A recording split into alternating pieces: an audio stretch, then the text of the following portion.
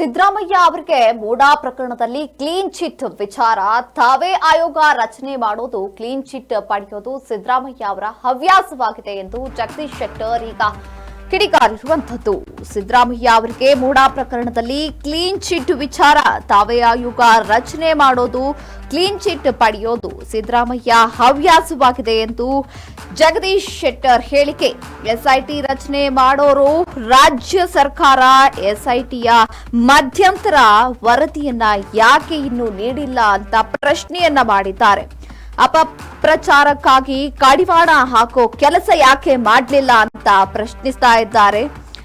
ವಿದೇಶದಿಂದ ಫಂಡಿಂಗ್ ಆಗಿದೆ ಅಂತ ಹೇಳಲಾಗ್ತಾ ಇದೆ, ಹೀಗಾಗಿ ಎನ್ಐಎ ತನಿಖೆ ಆಗಬೇಕಿದೆ ಎಂದು ಶೆಟ್ಟರ್ ಹೇಳಿಕೆಯನ್ನ ನೀಡಿದ್ದಾರೆ. ಸಿದ್ದರಾಮಯ್ಯ ಅವರಿಗೆ ಮೂಡಾ ಪ್ರಕರಣದಲ್ಲಿ ಕ್ಲೀನ್ ಚಿಟ್ ವಿಚಾರ ತಾವೇ ಆಯೋಗ ರಚನೆ ಮಾಡೋದು ಕ್ಲೀನ್ ಚಿಟ್ ಪಡೆಯೋದು ಅಂತ ಈಗ ಶೆಟ್ಟರ್ ಕಿಡಿಕಾಡಿರುವಂತದ್ದು. ಸಿದ್ದರಾಮಯ್ಯ ವ್ಯವಹಾರವಾಗಿ ಹವ್ಯಾಸವಾಗಿದೆ. ಸಿಎಂ ಜಗದೀಶ್ ಶೆಟ್ಟರ್ ಸಿಎಂ ವಿರುದ್ಧವಾಗಿ ಈಗ ಹೇಳಿಕೆಯನ್ನ ನೀಡಿರುವಂತದ್ದು. ಎಸ್ಐಟಿ ರಚನೆ ಮಾಡೋದು ರಾಜ್ಯ ಸರ್ಕಾರ ಎಸ್ಐಟಿಯ ಮಧ್ಯಂತರ ವರದಿಯನ್ನ ಯಾಕೆ ಇನ್ನೂ ನೀಡಿಲ್ಲ ಅಂತ ಪ್ರಶ್ನಿಸ್ತಾ ಇದ್ದಾರೆ. ಅಪಪ್ರಚಾರಕ್ಕಾಗಿ ಕಡಿವಾಣ ಹಾಕೋ ಕೆಲಸ ಯಾಕೆ ನಡೀಲಿಲ್ಲ, ವಿದೇಶದಿಂದ ಫಂಡಿಂಗ್ ಆಗಿದೆ ಅಂತ ಹೇಳಲಾಗ್ತಾ ಇದೆ, ಹೀಗಾಗಿ ಎನ್ಐಎ ತನಿಖೆ ಆಗಬೇಕಿದೆ ಎಂದು ಶೆಟ್ಟರ್ ಅವರು ಕಿಡಿಕಾರಿರುವಂತದ್ದು. ಹುಬ್ಬಳ್ಳಿಯಲ್ಲಿ ಮಾಜಿ ಸಚಿವ ಜಗದೀಶ್ ಶೆಟ್ಟರ್ ಈಗ ಮಾತನಾಡಿರುವಂತದ್ದು. ಸಿದ್ದರಾಮಯ್ಯ ಅವರಿಗೆ ಮೂಡಾ ಪ್ರಕರಣದಲ್ಲಿ ಕ್ಲೀನ್ ಚಿಟ್ ವಿಚಾರವನ್ನ ಟೀಕಿಸಿದ್ದಾರೆ ಶೆಟ್ಟರ್ ಅವರು. ತಾವು ಆಯೋಗ ರಚಿಸಿ ತಾವೇ ಕ್ಲೀನ್ ಚಿಟ್ ಪಡೆಯೋದು ಸಿದ್ದರಾಮಯ್ಯ ಅವರ ಹವ್ಯಾಸ ಆಗಿಬಿಟ್ಟಿದೆ.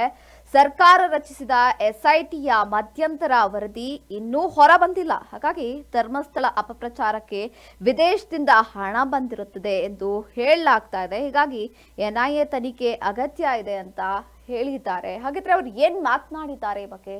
ಕಂಟಿನ್ಯೂ ಮಾಡೋದು ಅಲ್ಲ, ಎನ್ಐಎ ಮುಖಾಂತರ ತನಿಖೆ ಆಗಬೇಕು ಅನ್ನುವಂಥದ್ದು. ಯಾಕಂದ್ರೆ ಇದು ಎಸ್ಐಟಿ ರಾಜ್ಯ ಸರ್ಕಾರ ಈಗ ಇತ್ತೀಚೆಗೆ ಕೆಲವೊಂದು ಕಮಿಷನ್ ನೇಮಕ ಮಾಡ್ತಾರೆ, ನ್ಯಾಯಾಂಗ ತನಿಖೆ ಅಂತ ಮಾಡ್ತಾರೆ. ಮತ್ತೊಂದು ಅದರಲ್ಲಿ ಸಿದ್ದರಾಮಯ್ಯ ಕ್ಲೀನ್ ಚಿಟ್ ಕೊಡ್ತಾರೆ.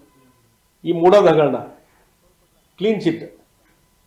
ಹಾಗಾದ್ರೆ ಎಲ್ಲರೂ ನ್ಯಾಯಾಲಯದಲ್ಲಿ ಎವಿಡೆನ್ಸ್ ಆಗಿ ಸಾಕ್ಷಿಪೂರ್ವವಾಗಿ ಅಲ್ಲಿ ಕ್ಲೀನ್ ಚಿಟ್ ಕೊಟ್ಟಿದ್ರು ಬೇರೆ. ಈ ತಾವೇ ನೇಮಕ ಮಾಡಿದಂಥ ಒಂದು ಆಯೋಗ ಅವ್ರ ಕಡೆಯಿಂದ ಎನ್ಕ್ವೈರಿ ಮಾಡಿಸೋದು, ಕ್ಲೀನ್ ಚಿಟ್ ತಗೊಳ್ಳೋದು, ಇದು ಸಿದ್ದರಾಮಯ್ಯ ಒಂದು ಪ್ರವೃತ್ತಿಯಾಗಿದೆ. ಆ ಹಿನ್ನೆಲೆಯಲ್ಲಿ ಇವತ್ತು SIT it is under control of the Siddaramaiah state government. ಹೀಗಾಗಿ ಈಗ ಆಯ್ತು ಎನ್ಐ ಈಗ ಇದ್ರದ್ದು ಎಸ್ಐಟಿ ಈಗ ಎಸ್ಐಟಿ ಮಾಡಿದ್ರಲ್ಲ ಸ್ಟೇಟ್ ಗೌರ್ಮೆಂಟ್ದವರು, ಮಾಡಿದ ಮೇಲೆ ಇಲ್ಲಿವರೆಗೆ ಈ ಯಾರು ದೂರದಾರ ಇದ್ದಾರಲ್ಲ, ದೂರದಾರ ಮೇಲೆ ಎನ್ಕ್ವೈರಿ ಸ್ಟಾರ್ಟ್ ಆಗಿದೆ. ಅವ್ರು ಯಾರೂ ಅರೆಸ್ಟ್ ಮಾಡಿಲ್ಲ. ಹಂಗೆ ಅರೆಸ್ಟ್ ಯಾಕೆ ಮಾಡಿಲ್ಲಪ್ಪ? ಮಾಡಬೇಕಾಗಿತ್ತಲ್ಲ.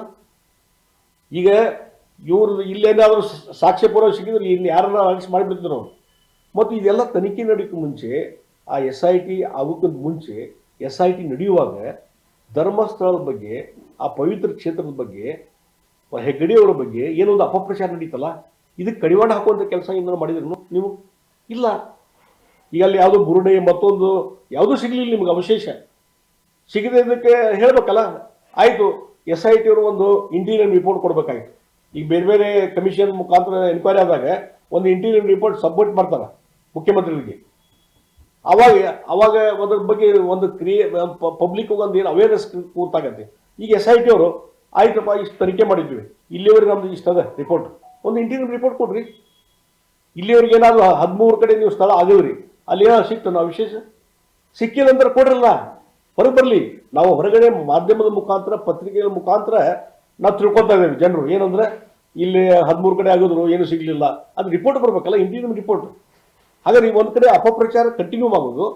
ಮತ್ತು ಎಲ್ಲಿವರೆಗೆ ಅಂದ್ರೆ ಎಲ್ಲೇ ಒಂದು ವಿದೇಶದಿಂದ ಬೇರೆ ಕಡೆಯಿಂದ ಇವ್ರಿಗೆ ಫಂಡಿಂಗ್ ಆಗ್ತದೆ ಅನ್ನುವಂಥದ್ದು. ಅದಕ್ಕೆ ಇಡಿ ಮತ್ತು ಎನ್ಐಎ ಈ ತನಿಖೆ ಆಗಲಿ ಅಂತ ಹೇಳಿ ಆಗ್ರಹ ಮಾಡ್ತಾ ಇದ್ದಾರೆ. ಈಗ ಸ್ವಾಮೀಜಿಯವರು ಹೋಗಿ ಆಗ್ರಹ ಮಾಡಿದ್ದಾರೆ. ನಿಜಾಂಶ ಯಾಕಂದ್ರೆ ನನಗನ್ಸದೆ ಇದೆಲ್ಲ ಎಸ್ಐಟಿ ತನಿಖೆ ಎಲ್ಲ ಮುಗಿದ ಮೇಲೂ ಸದ್ಯಕ್ಕೆ ಅಲ್ಲಿ ಧರ್ಮಸ್ಥಳದಲ್ಲಿ ಯಾವುದೇ ಅನ್ಯಾಚಾರ ಆಗಿಲ್ಲ ಅನ್ನುವಂಥದ್ದು ಬಂದ ಮೇಲೆ, ಹೆಗ್ಡೆ ಇದರಲ್ಲಿ ಏನೂ ತಪ್ಪಿಲ್ಲ ಮತ್ತೊಂದು ಏನೂ ಇಲ್ಲ ಅಂತ ಅಂದಾಗೂ ಆ ರಿಪೋರ್ಟ್ ಹೊರಗೆ ಬರಲಿಕ್ಕಿಲ್ಲ ಈ ಸಿದ್ದರಾಮಯ್ಯ ಗೌರ್ಮೆಂಟ್ದಲ್ಲಿ. ಅದಕ್ಕಾಗಿ ಎನ್ಐ ತನಿಖೆ ಆಗಬೇಕು ಅನ್ನುವಂಥ ಒತ್ತಾಯ ನಡೀತಾ ಇದೆ. ಅದು ಆಗಲೇಬೇಕು ಅನ್ನುವಂಥ ಒತ್ತಾಯವನ್ನು ಸಹಿತ ನಾನು ಮಾಡ್ತಾ ಇದ್ದೆ.